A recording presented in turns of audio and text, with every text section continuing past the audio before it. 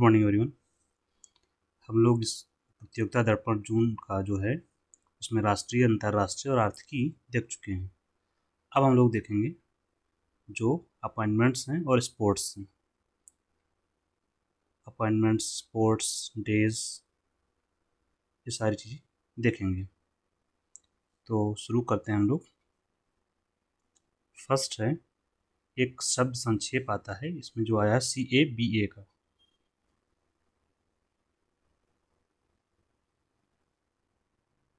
इसका full form क्या है? Central advisory board on archaeology. क्या है? Central advisory board on archaeology.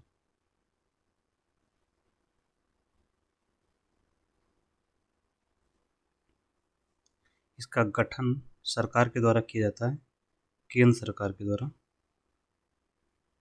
सरकार द्वारा गठन किया जाता है प्रति 3 वर्ष पर। ठीक है। और ये सहायता किसकी करेगा? चूंकि आर्कियोलॉजी का एडवाइजरी बोर्ड है तो आर्कियोलॉजिकल सर्वे ऑफ इंडिया जो होता है ASI, उसी की सहायता करता है ये। Archaeology survey of India. ठीक है। ये तो आपका दर्पण में दिया हुआ है। एक और आपको जो जानना चाहिए इसके साथ में, इस समय जो न्यूज में चल रहा है वो है महासागर। इसका फुल फॉर्म तो आपको पता रहना चाहिए।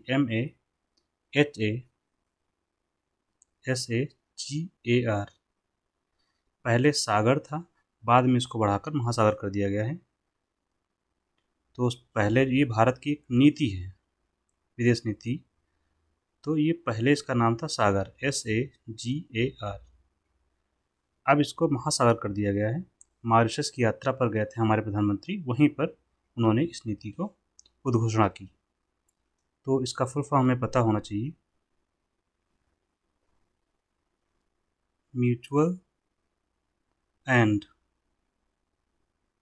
Holistic advancement, mutual and holistic advancement for security and growth across the region, across the region। mutual and holistic advancement for security and growth in the region। ये हो गया आपका महासागर का full form, mutual and holistic advancement for security and growth across the regions. तो आगे हम लोग चलते हैं। याद रखेंगे घोषणा कहाँ की थी? मॉरिशस में। मोदी जी गए थे वहाँ पर यात्रा पर, तो वहीं पर घोषणा हुई थी। नेक्स्ट हम लोग चलते हैं नियुक्तियों पर। जो नियुक्तियाँ हुई हैं उसके बारे में। नियुक्तियाँ क्या हुई हैं? फर्स्ट है नियुक्तियों में निधि तिवारी का नाम।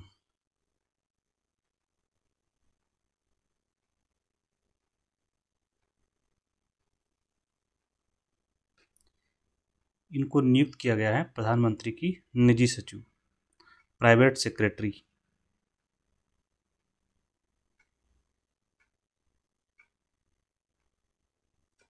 किसका? प्रधानमंत्री का नियुक्ति।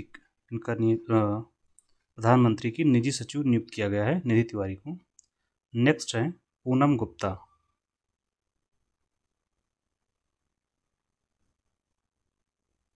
इनको नियुक्त किया गया है deputy governor of RBI। Deputy governor कहाँ का? RBI का डिप्टी गवर्नर नियुक्त किया गया है। कितने साल के लिए होता है इनका टेन्योर? 3 साल के लिए। ठीक है।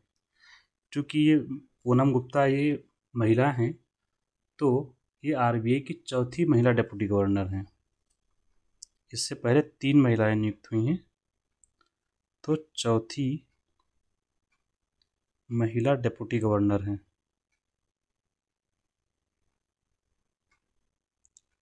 प्लस आपको ये पता होना चाहिए कि आरबीआई में कितने डिप्टी गवर्नर्स होते हैं। एक तो गवर्नर होता है और 4 डिप्टी गवर्नर होते हैं, डिप्टी गवर्नर जिसको बोलते हैं हम लोग। ठीक है, इन 4 डिप्टी गवर्नर में एक पूनम गुप्ता जी हो गई, और बाकी जो 3 लोग बचे उनके नाम है एम राजेश्वर राव, एम राजेश्वर राव, स्वामीनाथन जानकी, ये दूसरे हो गए, और तीसरे हैं टी रविशंकर,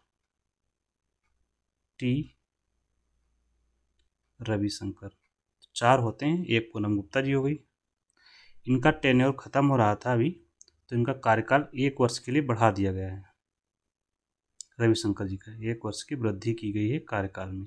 3 साल का होता है तो 1 साल बढ़ा दिया गया है। नेक्स्ट है ये 23वां जो विधि आयोग है उसका गठन किया गया है। 23वें विधि आयोग का गठन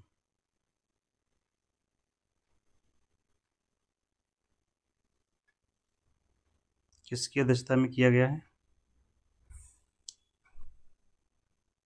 चेयरमैन या अध्यक्ष कौन इसका बनाया गया है?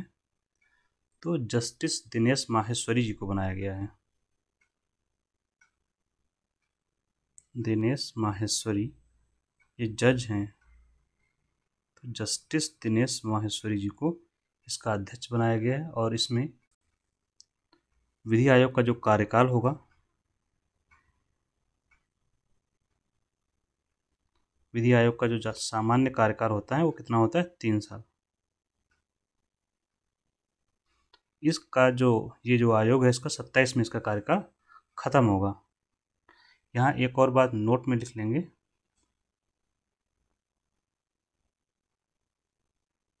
22वें विधि आयोग के अध्यक्ष कौन थे?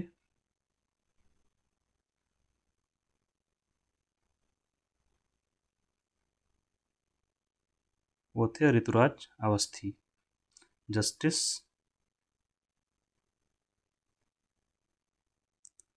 ऋतुराज अवस्थी।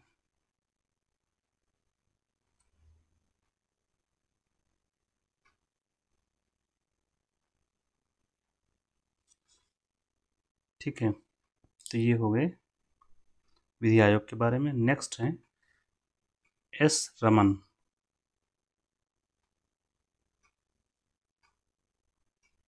इनको पीएफआरडीए का चेयरमैन बनाया गया है। पीएफआरडीए के अध्यक्ष नियुक्त। पीएफआरडीए क्या होता है? Pension fund regulatory and development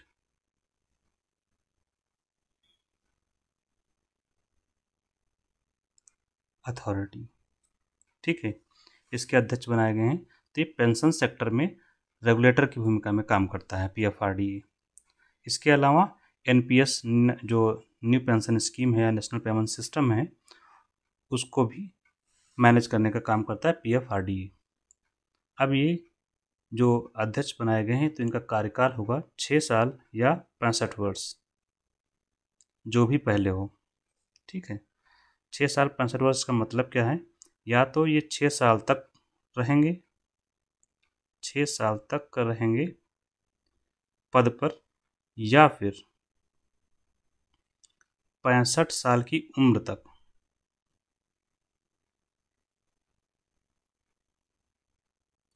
जो पहले होगा, मतलब 6 साल इनके पहले पूरे हो गए 65 साल से, तो 6 साल तक रहेंगे। अगर 65 साल इनके पहले ही पूरा हो गए 6 साल से, तब 65 साल तक रहेंगे। तो जो पहले आ जाए। PFRDA के बारे में क्या जानना हमारे लिए ज़रूरी है? इसकी स्थापना कब हुई थी? इस्टेब्लिशमेंट, तो स्थापना हुई थी इसकी 2003 में। और इसका हेडक्वार्टर कहाँ है? हेडक्वार्टर है दिल्ली में। प्लस ये जो है सांविधिक निकाय है, स्टैट्यूटरी बॉडी है, मतलब इसका गठन किसी कानून के तहत किया गया है। तो कानून का नाम क्या है? कानून का नाम PFRDA एक्ट 2013 है। तो ये एस रमन जी PFRDA के अध्यक्ष नियुक्त किए गए हैं। ये हो गए। Next, CS Shetty.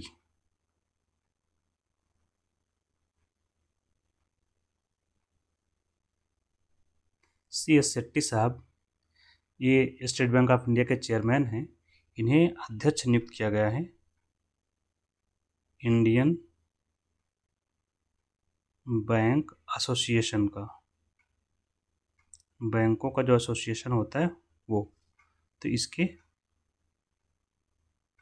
अध्यक्ष चुने गए हैं इंडियन बैंक एसोसिएशन के। ठीक है। नेक्स्ट है BR गवई। ये हमारे देश के CJI बनाए गए हैं, 52वें CJI नियुक्त। CJI मतलब चीफ जस्टिस ऑफ इंडिया।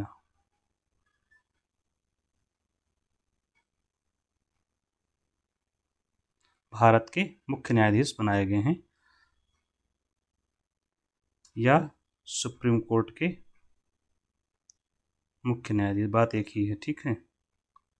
सर्वोच्च न्यायालय के मुख्य न्यायाधीश नियुक्त किया गया है इन्हें। याद रखेंगे क्या किया गया है? नियुक्त किया गया है। नियुक्त किया गया तो किसने नियुक्त किया है? नियुक्ति राष्ट्रपति के द्वारा की गई है। और फिर शपथ कौन दिलाएगा? शपथ भी राष्ट्रपति ने दिलाई है। और अगर इनको इस्तीफा देना है गवाई जी को, तो किसको देंगे इस्तीफा? इस्तीफा भी राष्ट्रपति को देंगे। तो नियुक्ति, शपथ और इस्तीफा दोनों, तीनों CJI को या किसी जज को, देखिए कोई भी जज हो, चाहे सुप्रीम कोर्ट का जज हो या फिर हाई कोर्ट का जज हो या हाई कोर्ट में मुख्य न्यायाधीश होते हैं, तो हाई कोर्ट के मुख्य न्यायाधीश भी इसमें शामिल हैं। हाई कोर्ट के मुख्य न्यायाधीश प्लस सुप्रीम कोर्ट के मुख्य न्यायाधीश को बोलते हैं CJI प्लस जज। इन सब की नियुक्ति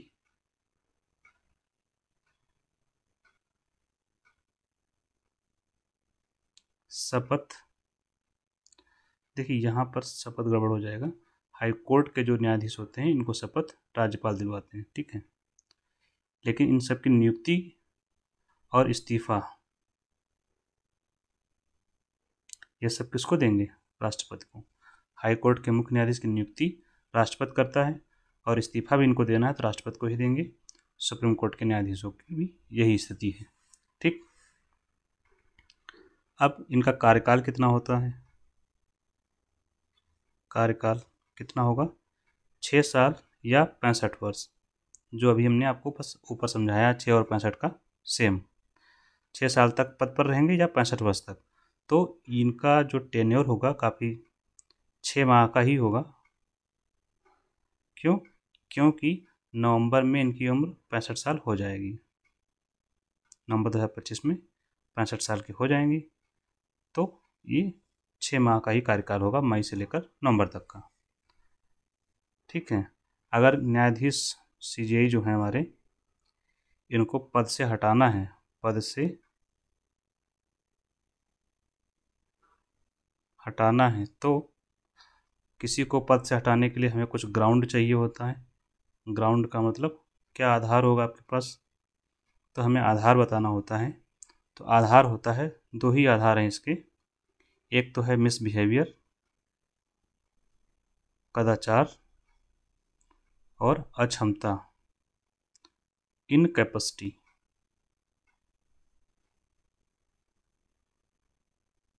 मिसबिहेवियर, इन्हीं दो आधारों पर सुप्रीम कोर्ट के जज को या सीजेआई को हटाया जा सकता है। इन्हीं आधार पर एक प्रस्ताव लाया जाएगा। प्रस्ताव कहाँ लाएंगे? संसद में लाएंगे। संसद के किसी भी सदन में आप प्रस्ताव ला सकते हैं। आपका मतलब प्रस्ताव तो सांसद ही लाते हैं, जो मेंबर होते हैं ना, एमपी, इन्हें सांसद बोलते हैं हम लोग। तो ये प्रस्ताव ला सकते हैं। ऐसा लाया गया प्रस्ताव विशेष बहुमत से पारित करना होगा। कौन से बहुमत से?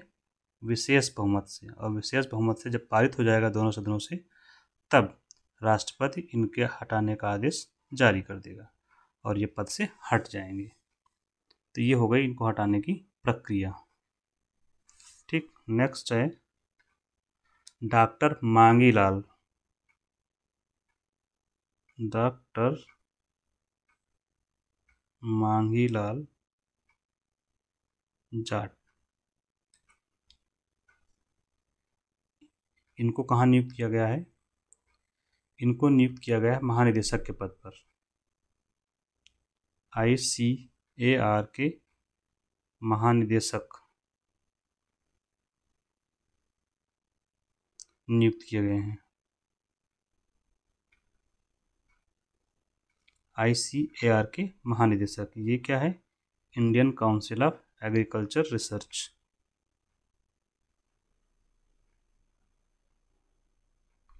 एग्रीकल्चर में रिसर्च करने के लिए सर्वोच्च संस्थान है। इसके महानिदेशक नियुक्त किए गए हैं, प्लस डेयर का सचिव भी नियुक्त किया गया है। दोनों व्यक्ति, जो दो लोग होते हैं, दो पद हैं जैसे यहाँ पे, तो एक ही व्यक्ति दोनों पदों को धारित करता है। तो डेयर का डिपार्टमेंट ऑफ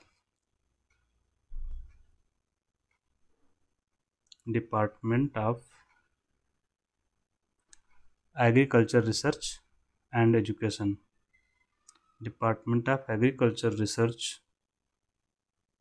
एंड एजुकेशन का सचिव। और ये नियुक्ति इनकी हुई है 3 साल के लिए।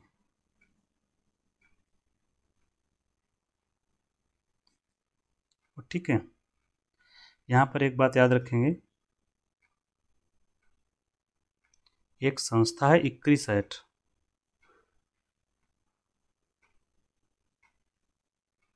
ये आपका हैदराबाद में है। कहाँ पर है? यहाँ पर हम क्यों बता रहे हैं? क्योंकि ये उसी पर, वहीं पर नियुक्त भी रहे, कुछ समय तक ये रहे हैं वहाँ पर, मिस्टर मांगीलाल। तो ये पता होना चाहिए, कभी कभी एग्जाम में आता है। ICRISAT का फुल फॉर्म होगा international crop research institute for the semi arid tropics. Semi arid मतलब अर्ध शुष्क, उष्णकटिबंधीय। तो ये मैच करेंगे तो हैदराबाद में है ICRISAT। Next, MA baby. MA baby,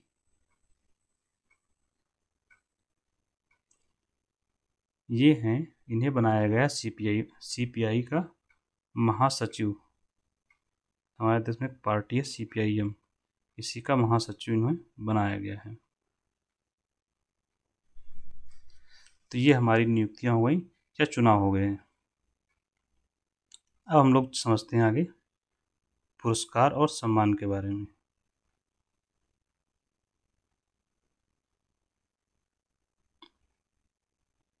जो दिए गए, ठीक है। तो शुरू करते हैं। पहला अवार्ड जो दिया गया है राष्ट्रपति हमारी जो है श्रीमती द्रौपदी मुर्मू को।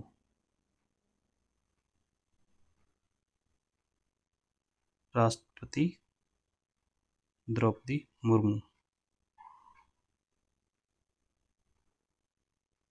ठीक है। इनको 2 अवार्ड दिए गए हैं। अभी हम लोग जब IR में पढ़ रहे थे इंटरनेशनल में तो वहाँ पर मिला था। तो इनको 2 अवार्ड दिए गए हैं। एक तो पुर्तगाल में दिया गया था, लिस्बन में, city key of honour award, city KEY key of honour. ये सम्मान हो गए। ये कहाँ दिया गया है इनको?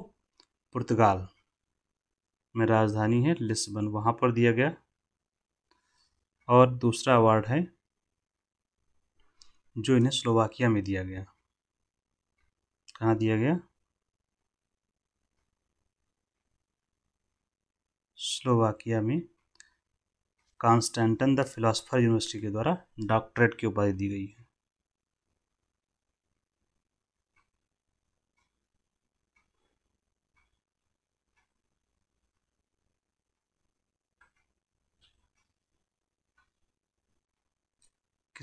जो यूनिवर्सिटी है उसका नाम है Constantine the philosopher. Constantine the philosopher university के द्वारा इनको डॉक्टरेट की उपाधि दी गई है। दूसरा है प्रधानमंत्री श्री मोदी को जो अवार्ड दिया गया है, इसने दिया है श्रीलंका के द्वारा। श्रीलंका ने जो दिया है उसका नाम है श्रीलंका मित्र भूषण अवार्ड। श्रीलंका मित्र भूषण पुरस्कार दिया है श्रीलंका ने।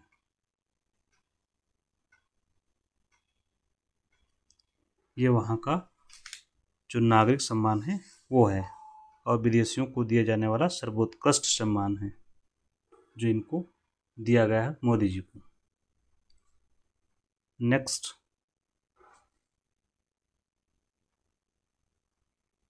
एक चमेली देवी जैन पुरस्कार दिया जाता है पत्रकारिता के क्षेत्र में।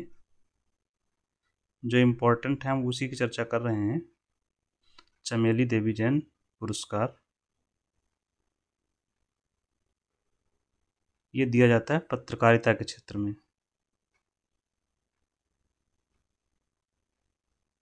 और किसको दिया गया है? पंजाब की महिला पत्रकार जतिंदर को।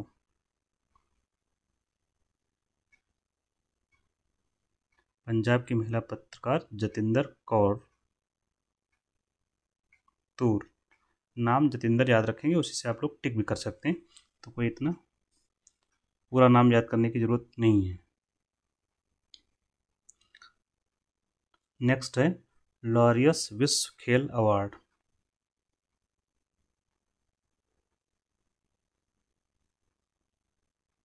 लॉरियस विश्व खेल पुरस्कार, लॉरियस वर्ल्ड स्पोर्ट्स अवार्ड 2025। याद रखेंगे इसको। तो इसमें 2 पुरुष और महिलाओं को दोनों को दिए गए हैं। तो लॉरियस वर्ल्ड स्पोर्ट्स अवार्ड पुरुष में किसको दिया गया है? लॉरियस विश्व खेल पुरस्कार का स्पोर्ट्समैन ऑफ द ईयर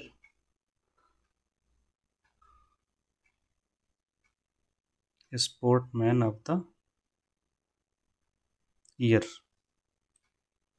ये दिया गया है मार्डो डुप्लांटिस को।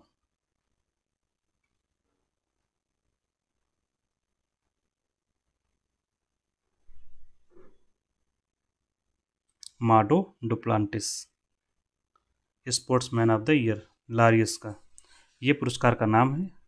उसके अंतर्गत sports man of the year का अवार्ड डुप्लांटिस को दिया गया है। ये कौन सा खेल खेलते हैं? ये पोल वॉल्टर हैं। ठीक है, और इसी में महिला को जो अवार्ड दिया गया है sports women of the year, Laureus sports women of the year.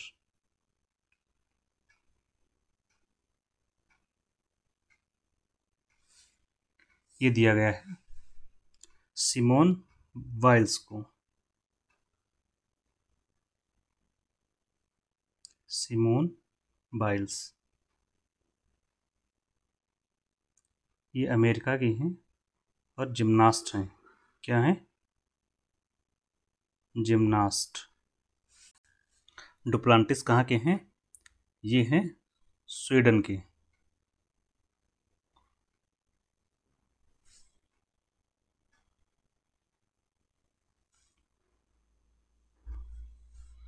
Next क्या है? लॉरियस वर्ल्ड की सर्वश्रेष्ठ टीम कौन सी है? मतलब इस अवार्ड के तहत टीम ऑफ द ईयर का अवार्ड किसे दिया गया है? Team of the year.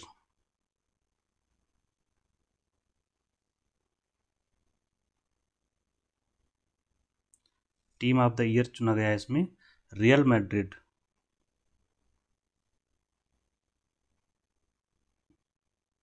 ये फुटबॉल की टीम है जिसे चुना गया है टीम ऑफ द ईयर।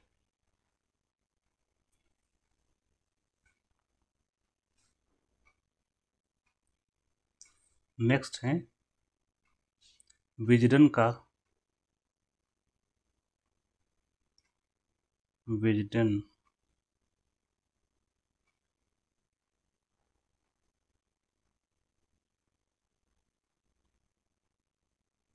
का क्रिकेट सम्मान 2025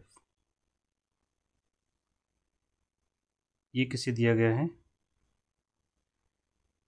ये दिया गया है मेल और फीमेल, दो अलग अलग कैटेगरी हैं।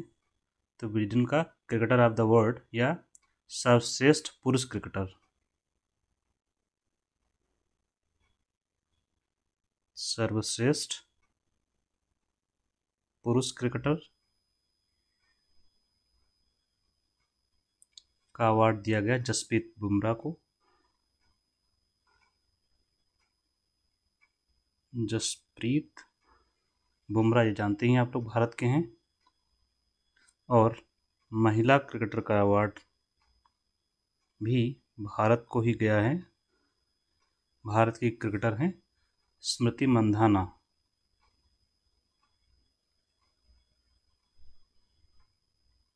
इनको दिया गया है।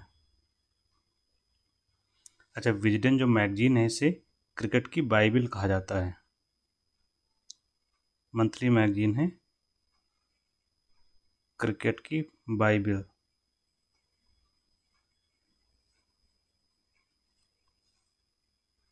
तो ये हो गया आपके विजडन के सम्मान। इसके तहत एक ट्रॉफी भी दी जाती है विजडन की। तो वो किसे दिया गया है विजडन की ट्रॉफी?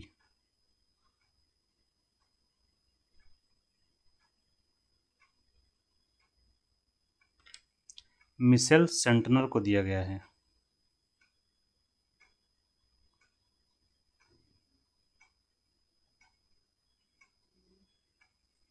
ये न्यूजीलैंड की हैं।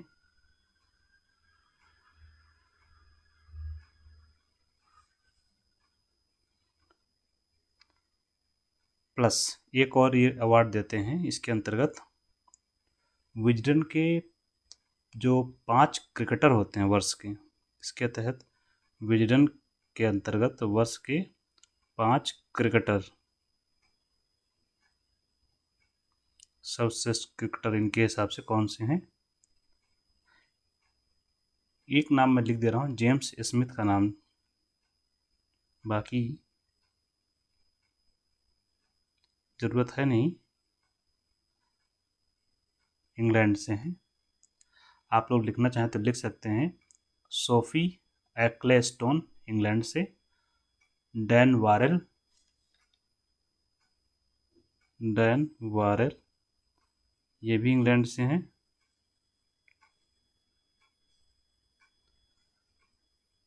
नेक्स्ट चलते हैं हम लोग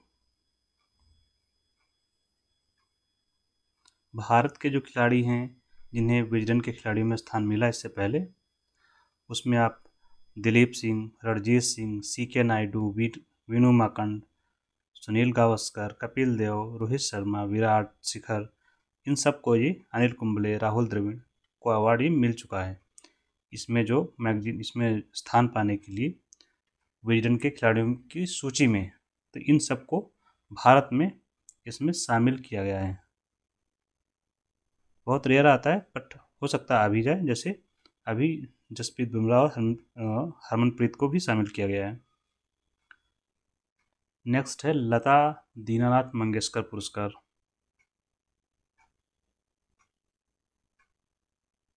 लता दीनानाथ मंगेशकर पुरस्कार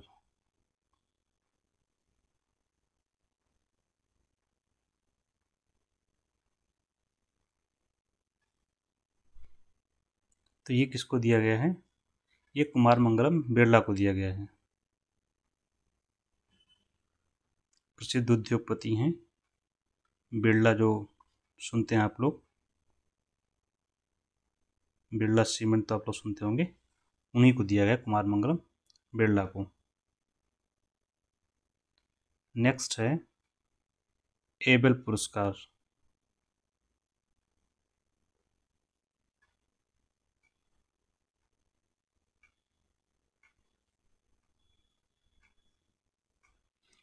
ये पुरस्कार गणित के क्षेत्र का नोबेल कहा जाता है।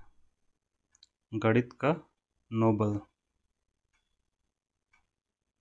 जैसे हम लोग नोबेल अवार्ड आता है ना, तो गणित का नोबेल किसे कहा जाता है? एबेल पुरस्कार को कहा जाता है। और ये किसे दिया गया है? जापान के गणितज्ञ हैं मसाकी काशिवारा।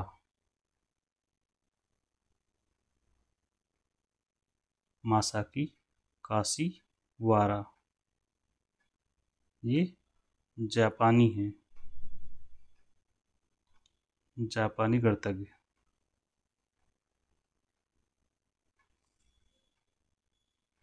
और देता कौन है इसको? Norwegian academy of science and letters. Norwegian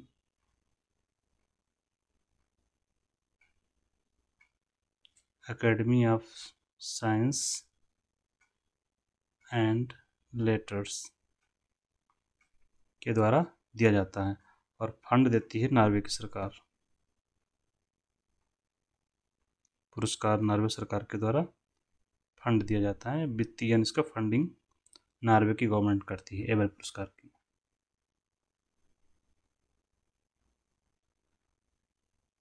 next है प्रित्जर प्रित्जर पुरस्कार। प्रित्जकर प्रित्जकर पुरस्कार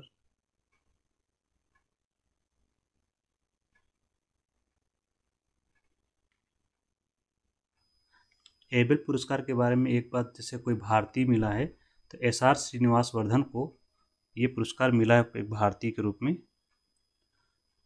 पहले कभी मिल चुका है तो इसको नोट में लिख लेंगे, हो सकता है पूछ लिया जाए। गणितज्ञ हैं एस.आर. श्रीनिवास वर्धन। एस.आर. श्रीनिवास वर्धन को यह पुरस्कार मिला था 2007 में। वैसे जो प्रित्जर पुरस्कार है, प्रिट्जकर पुरस्कार, यह वास्तुकला के क्षेत्र में दिया जाता है। वास्तुकला, आर्किटेक्चर, और ये वास्तुकला का नोबेल कहलाता है। वास्तुकला का नोबेल। और ये किसे दिया गया? चीन के आर्किटेक्ट हैं मिस्टर लियू जियाकुन।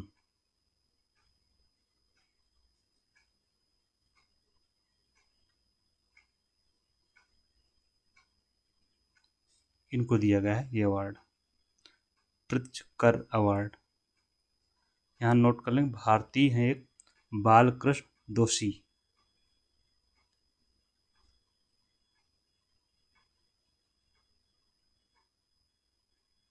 इनको ये अवार्ड 2018 में दिया गया था। ये भारतीय हैं और ये सम्मान पाने वाले एकमात्र भारतीय हैं, एकमात्र भारतीय हैं जिन्हें ये अवार्ड दिया गया है। नेक्स्ट है इकोनॉमिक टाइम्स का अवार्ड। इकोनॉमिक टाइम्स मैगजीन है, जो न्यूज़पेपर भी आता है इसका। तो इकोनॉमिक टाइम्स के द्वारा जो अवार्ड दिया गया है, बिजनेस रिफॉर्मर और बिजनेस लीडर, दो कैटेगरी हैं। तो business leader of the year किसे दिया गया है?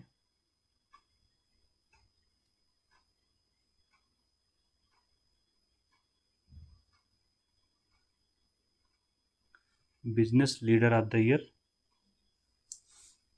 कुमार मंगलम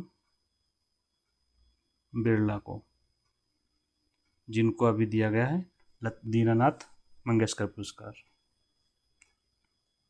जो हम लोग पर पढ़ रहे थे उन्हीं को ये भी दिया गया है। Plus business reformer of the year, business reformer of the, ये दिया गया अश्विनी वैष्णव को। ये मंत्री हैं, रेलवे मंत्री, उनको दिया गया है। अब हम लोग पहुंचते हैं निधन पर।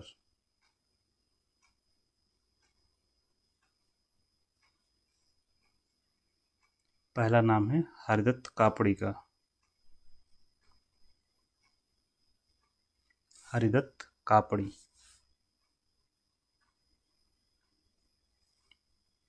इनका निधन हो गया है। ये बास्केटबॉल खिलाड़ी थे, क्योंकि मैचिंग के लिए आता है तो आपको ये पता हो कि किस क्षेत्र से थे। बास्केटबॉल खिलाड़ी हैं थे। दूसरा नंबर है कुमुदनी लखिया का।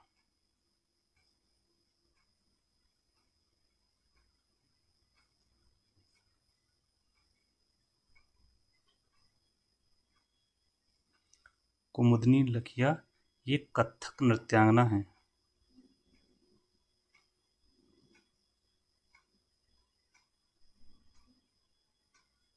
कथक नृत्यांगना प्लस कोरियोग्राफर।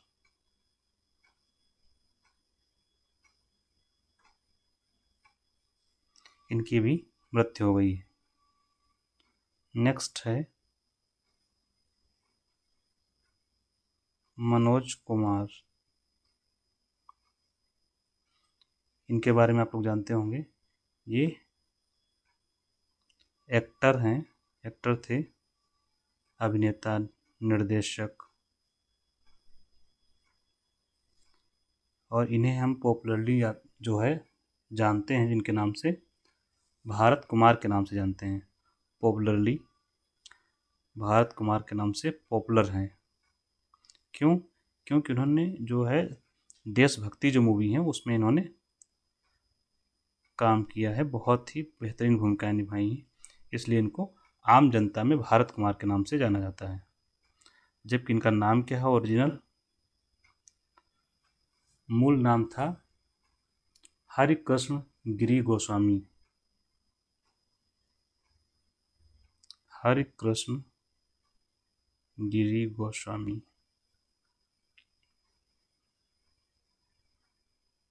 इनका मूल नाम है। कई बार मूल नाम पूछा जाता है, सो याद रखेंगे। और इनके बारे में क्या है, इनको जो है सर्वोच्च सम्मान दादा साहब फाल्के भी मिल चुका है। मूवी के क्षेत्र का जो अवार्ड है, दादा साहब फाल्के अवार्ड से सम्मानित हैं,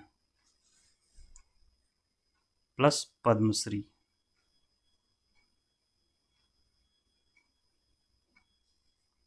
ठीक है।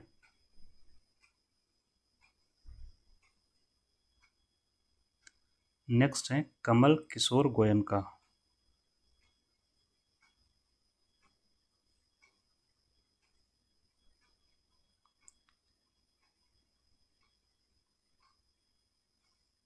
इनकी डेथ हो गई है। ये साहित्यकार हैं।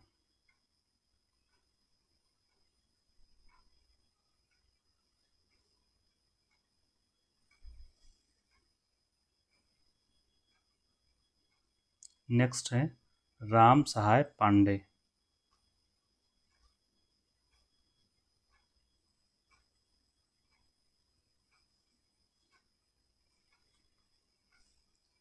ये लोक कलाकार हैं बुंदेलखंड के।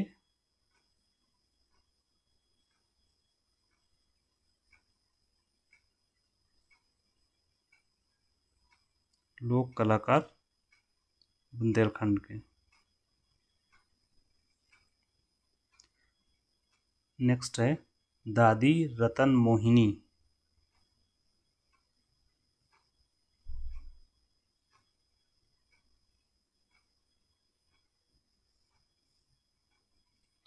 ये ब्रह्म कुमारी है, एक संस्थान है ब्रह्म कुमारी नाम से, उसकी प्रशासिका थी, एडमिनिस्ट्रेटर। उनकी मृत्यु हो गई है। दादी रतन कुमारी। नेक्स्ट है पोप फ्रांसिस। इनको याद रखेंगे विशेष रूप से, पोप फ्रांसिस जी को। इनका निधन हुआ है। ये रोमन कैथोलिक संप्रदाय के शीर्ष रोमन कैथोलिक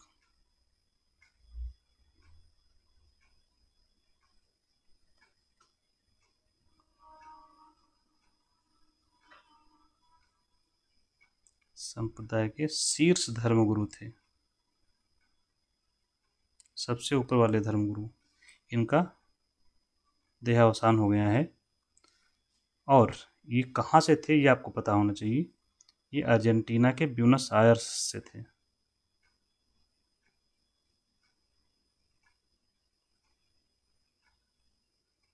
अर्जेंटीना के ब्यूनस आयर्स थे।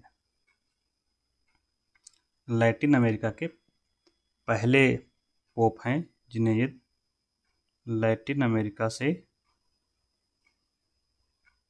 पहले पोप हैं जिन्हें दर्जा मिला है। पहले पोप नहीं, लैटिन अमेरिका से आने वाले या संबंधित होने वाले पहले पोप हैं।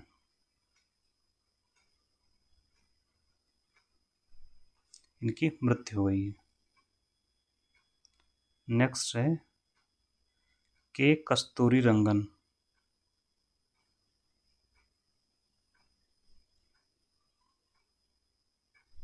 इनका तो नाम आपने सुना होगा, कई कम्युनिटीज में रहे हैं। ये हैं स्पेस वैज्ञानिक।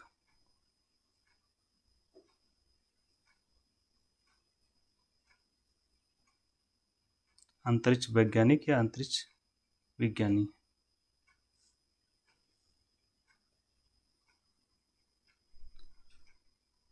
प्लस इसके अलावा क्या था इनका, ये इसरो के चेयरमैन भी रहे, इसरो के अध्यक्ष रहे। प्लस जो इसरो का अध्यक्ष होता है डिपार्टमेंट ऑफ स्पेस का सेक्रेटरी भी होता है। प्लस स्पेस विभाग के सचिव भी रहे, डिपार्टमेंट ऑफ स्पेस के सचिव भी रहे।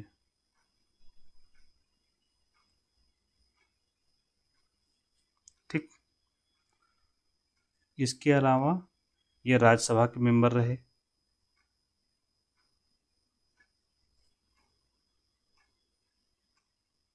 राज्यसभा के सदस्य रहे।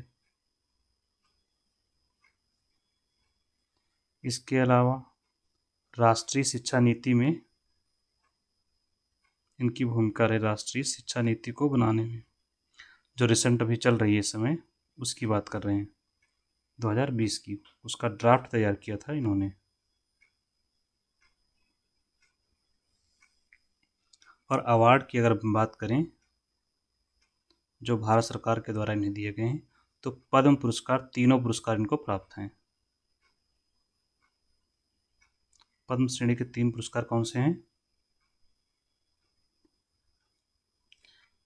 सबसे छोटा पद्मश्री, फिर उससे बड़ा पद्म भूषण और सबसे बड़ा पद्म विभूषण। ये हो गए निधन। अब कुछ चर्चित व्यक्तित्व देखते हैं जो चर्चा में रहे।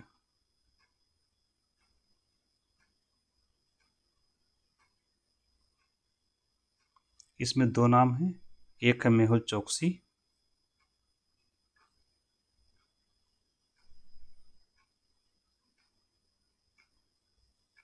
जिनकी चौकसी नहीं हो पाई, तो इनको गिरफ्तार किया गया है। कहाँ पर? बेल्जियम की सरकार ने गिरफ्तार किया है, मतलब बेल्जियम में अरेस्ट हुए हैं, और ये हीरा व्यापारी थे जो पीएनबी का पैसा लेके फरार हैं।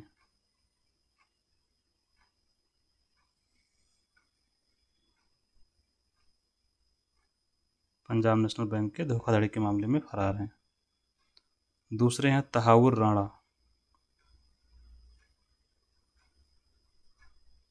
तहावुर हुसैन राणा।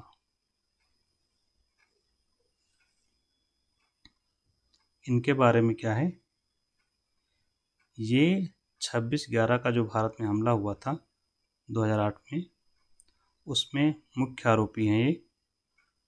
तो इनको जो है प्रत्यर्पण किया है अमेरिका ने। प्रत्यर्पण किया है किसने? अमेरिका ने, यूएसए ने। तो हमने अमेरिका से ये भारत लाए गए हैं, तो इनके ऊपर केस चलाया जा सके। ये मूल रूप से कहाँ के हैं? ये पाकिस्तानी मूल के हैं, पाकिस्तानी मूल के कनाडाई नागरिक हैं।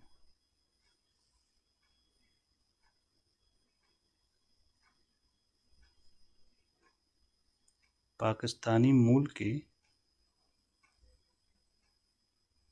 कनाडाई नागरिक हैं।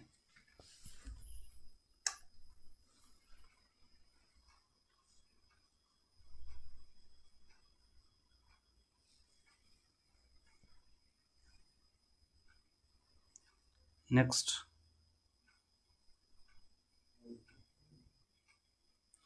आगे देखते हैं कौन कौन से मुख्य रूप से जो दिवस मनाए जाते हैं वो।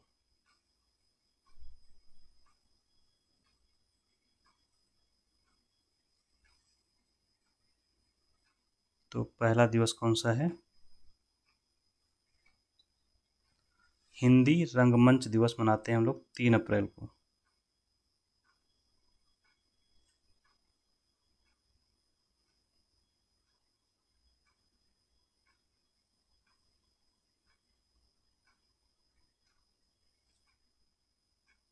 दूसरा है 5 अप्रैल को समता दिवस मनाते हैं।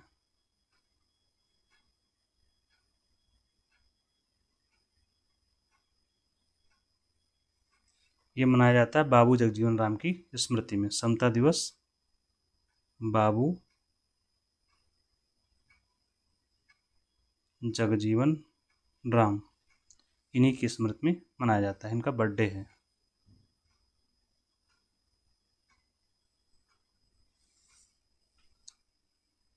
नेक्स्ट, विश्व स्वास्थ्य दिवस मनाते हैं 7 अप्रैल को।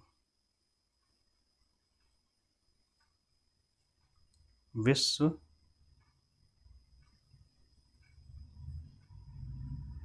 स्वास्थ्य दिवस मनाया जाता है। नेक्स्ट है 10 अप्रैल।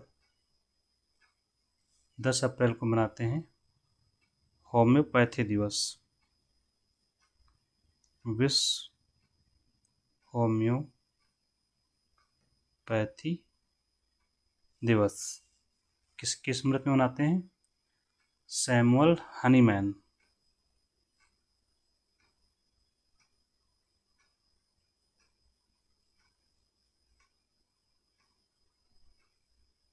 इन्हीं की स्मृति में मनाया जाता है होम्योपैथी दिवस। ये इनका बर्थडे है। क्यों? क्योंकि इन्हें फादर ऑफ होम्योपैथी के नाम से जाना जाता है।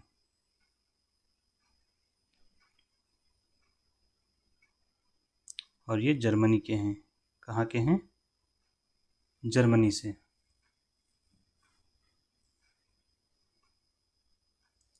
नेक्स्ट है 14 अप्रैल।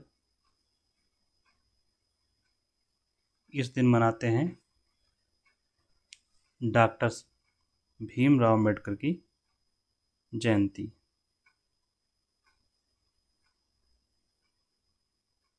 14 अप्रैल को मनाते हैं।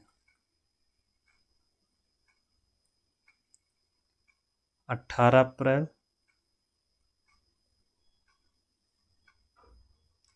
18 अप्रैल को मनाते हैं हम लोग विश्व विरासत दिवस।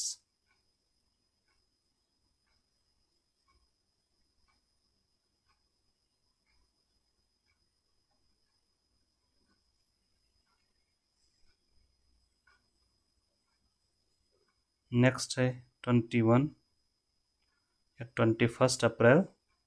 इसको मनाते हैं हम लोग सिविल सर्विस दिवस।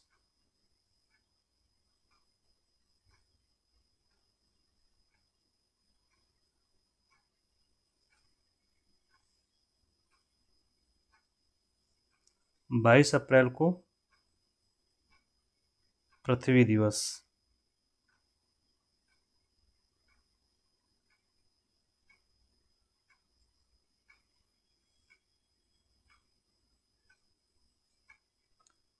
चौबीस अप्रैल नेक्स्ट है। 24 अप्रैल को राष्ट्रीय पंचायती राज दिवस।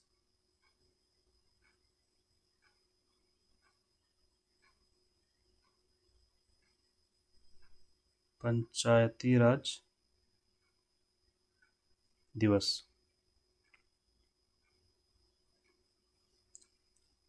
और 25 अप्रैल को मनाते हैं मलेरिया दिवस।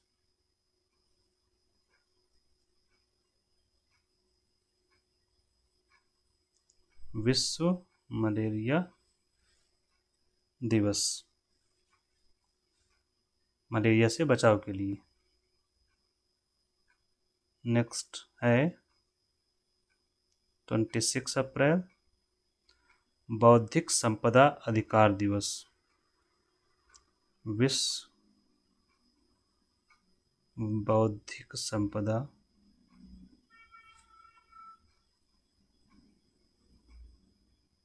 अधिकार दिवस मनाया जाता है। अब हम लोग देखेंगे बुक्स।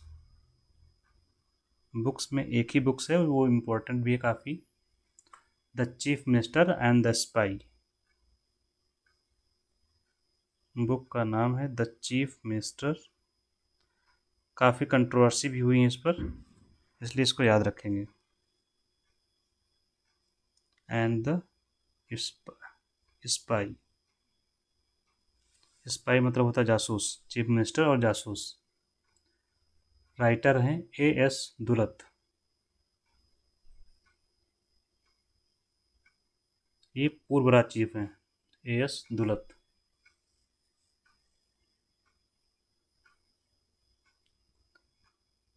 नेक्स्ट है एक आयोजन हुआ है, सम्मेलन हुआ था पर्यावरण 2025। NGT ने करवाया था, दिल्ली में हुआ है। नेशनल ग्रीन ट्रिब्यूनल ने करवाया था। नेक्स्ट एक ऑपरेशन चला था, ऑपरेशन ब्रह्मा।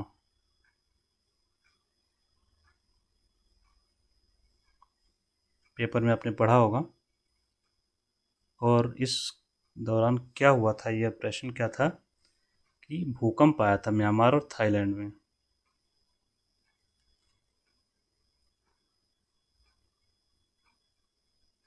म्यांमार और थाईलैंड में भूकंप आया था, तो म्यांमार को हमने सहायता भेजी थी ऑपरेशन ब्रह्मा के तहत।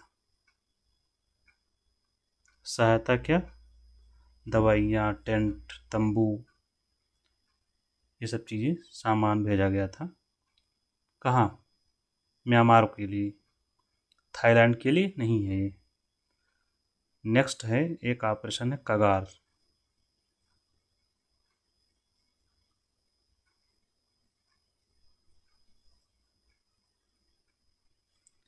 ये नक्सलियों छत्तीसगढ़ में चलाया गया है। नक्सलियों के विरुद्ध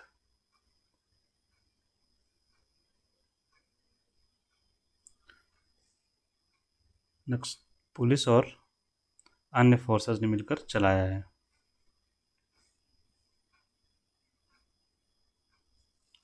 नेक्स्ट है जो आरबीआई है हमारा, रिजर्व बैंक ऑफ इंडिया, इसकी 90वीं वर्षगांठ मनाई गई है। मतलब इसके गठन के 90 वर्ष पूरे हो गए, तो उस संदर्भ में टिकट जारी किए गए हैं, स्मारक टिकट। तो इसकी स्थापना कब हुई थी आरबीआई की? 1 अप्रैल 1935 को, और उस समय इसका मुख्यालय था कोलकाता, कलकत्ता या कोलकाता।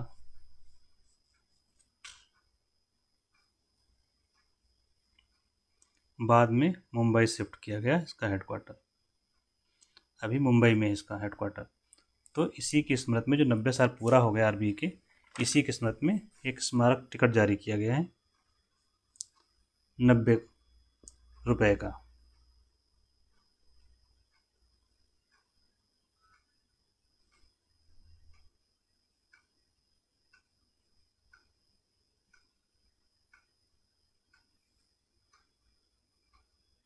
विशेष स्मारक टिकट जारी किया गया है, ठीक है।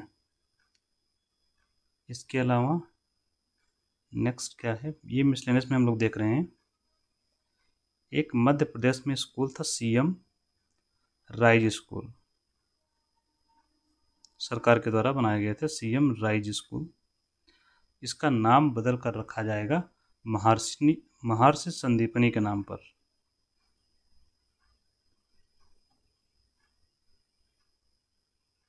संदीपन मुनि थे, उन्हीं के नाम पर है, महर्षि संदीपनी के नाम पर रखा जाएगा इस स्कूल का नाम। ये कहाँ के स्कूल हैं? मध्य प्रदेश के।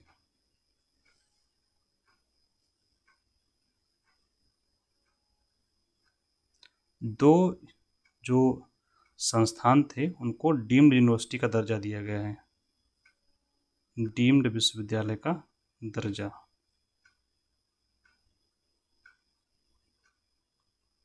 दो संस्थानों को फिल्म से जुड़े हुए हैं, उनके नाम क्या हैं?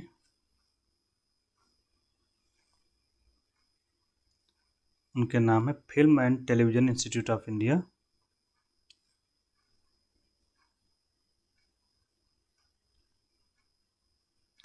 भारतीय फिल्म एवं टेलीविज़न संस्थान।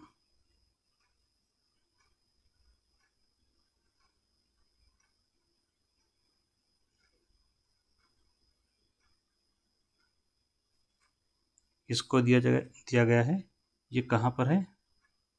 पुणे में। और दूसरा है कलकत्ता में, सत्यजीत रे।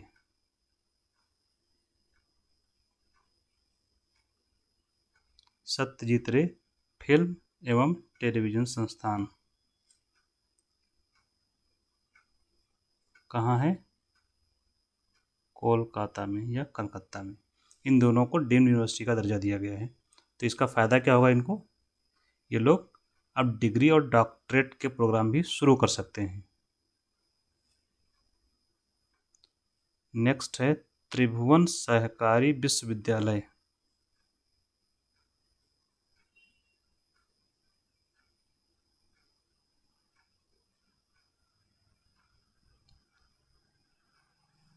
ये पहला सहकारी विश्वविद्यालय है जिसे खोला जाएगा सरकार के द्वारा, और ये केंद्रीय विद्यालय होगा, केंद्रीय विश्वविद्यालय होगा, सेंट्रल यूनिवर्सिटी होगी त्रिभुवन सहकारी विश्वविद्यालय, जो खोला जाएगा गुजरात में। गुजरात में कहाँ? जहाँ पर अमूल स्थित है। अमूल कहाँ है? आणंद में। आणंद, और ये कहाँ है? आणंद गुजरात में है, गुजरात के आणंद में या आणंद, ये गुजराती शब्द हैं, अदरवाइज हम लोग पढ़ते हैं आनंद। जो अमूल है वहीं पर है बेस। त्रिभुवन क्यों रखा गया है? क्योंकि सहकारी जो आंदोलन है इसमें इनकी भूमिका रही है त्रिभुवन दास पटेल की।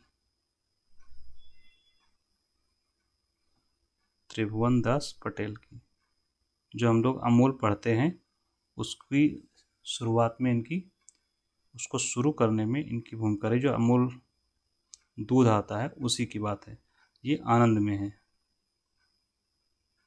तो वहीं पर यूनिवर्सिटी बनेगी त्रिभुवन सहकारी विश्वविद्यालय, जो केंद्रीय विश्वविद्यालय होगा।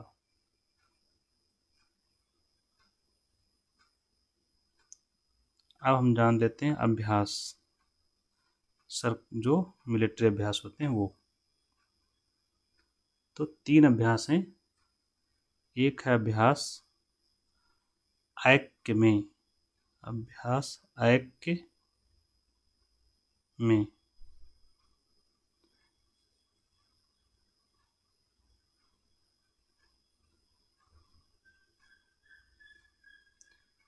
इसमें भारत और तंजानिया की मेजबानी थी। मेजबान देश थे भारत और तंजानिया, और मेजबान देश थे, ऐसा नहीं कि 2 ही देशों ने किया। और भारत प्लस अफ्रीका के कई देश थे इसमें, अफ्रीका महाद्वीप के। ठीक है। और इसके बाद दूसरा है इनियोकॉस। इनियोकॉस यह भी वायुसैन्य अभ्यास है, लेकिन यह भी बहुपक्षीय अभ्यास, मतलब 2 लोग नहीं है, 2 से अधिक थे। 15 देश शामिल थे इसमें। तो ये बहुराष्ट्रीय अभ्यास हो गया। नेक्स्ट है टाइगर ट्रायम्फ। टाइगर ट्रायम्फ ये होता है भारत और अमेरिका के बीच, और तीनों सेनाओं का अभ्यास है ये।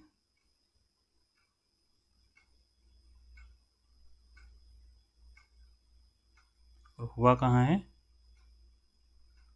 विशाखापट्टनम में।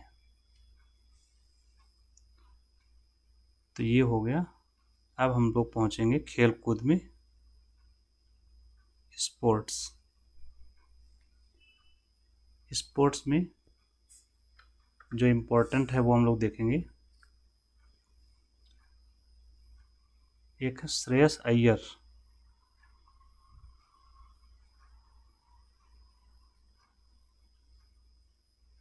इनको जो है मार्च के लिए सर्वश्रेष्ठ पुरुष क्रिकेटर घोषित किया गया है। किसके लिए? केवल मार्च के लिए। मार्च 2025 के लिए आईसीसी का सर्वश्रेष्ठ पुरुष क्रिकेटर घोषित किया गया है।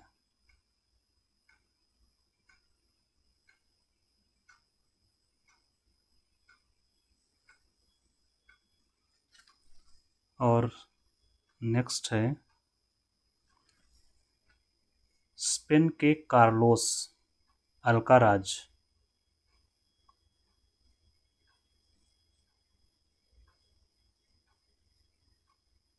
नाम याद कर लीजिए, हो सकता है कहीं पूछ लिया जाए। ये खेलते हैं टेनिस, और इनके देश का नाम है स्पेन। इन्होंने मोंटे कार्लो का मास्टर जीता है। तो ये तो ज़रूरी नहीं है क्या जीता है, लेकिन आपको खेल इनका पता होना चाहिए। मोंटे कार्लो का मास्टर्स खिताब जीता है, क्योंकि ये काफ़ी न्यूज में चल रहे हैं कार्लोस अल्काराज। नेक्स्ट है विश्व बिलियर्ड चैंपियनशिप।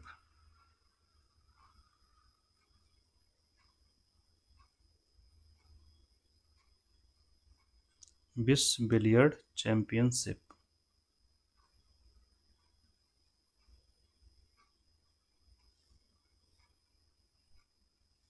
इसके विजेता रहे हैं सौरभ कोठारी।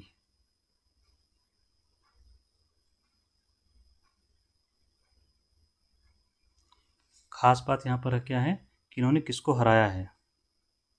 हराया है पंकज अडवाणी को।